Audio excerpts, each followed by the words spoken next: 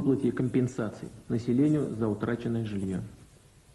Ведущие медицинские лаборатории пытаются раскрыть загадку нового вируса, который за несколько дней убил по меньшей мере 9 человек. По внешним признакам болезнь похожа на воспаление легких, но не поддается лечению известными препаратами. Она с невиданной скоростью распространяется по миру. Как говорят врачи, это может быть мутация гриппа, но версия биологического терроризма также не исключается.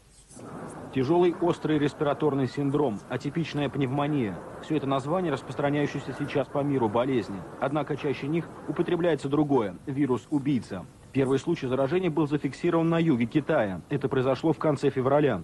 Сейчас, спустя пару недель, вирус обнаружен по всему миру. От Юго-Восточной Азии до Канады и от Австралии до Словении.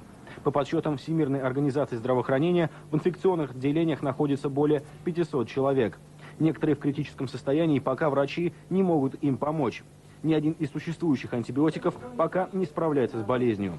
Сегодня группа экспертов-инфекционистов вылетела из штаб-квартиры ВОЗ в Женеве в Гонконг, регион, где вирус распространяется быстрее всего. За сутки количество больных здесь удвоилось.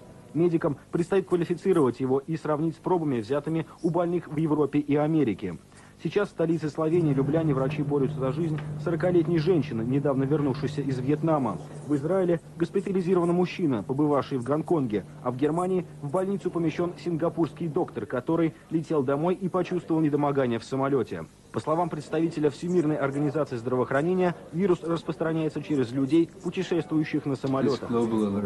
Мы опубликовали глобальное предупреждение об этом новом неизученном вирусе. Хотя он может передаться только при условии близкого контакта, например, при поцелуе или объятии, мы настаиваем на повышенных мерах предосторожности везде.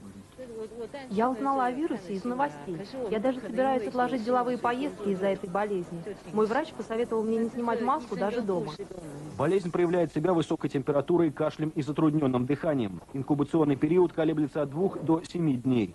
Ученые обеспокоены, что новый вирус может быть не менее опасным, чем эпидемия 1918 года. Она известна как испанский грипп или испанка. Тогда болезнь унесла жизни 20 миллионов человек по всему миру. Однако в начале века еще не был изобретен пенициллин. Сейчас эксперты Всемирной организации здравоохранения утверждают, что им удастся найти вакцину в течение 1 недели. Георгий Коптелин, Мария Шубина, Первый канал.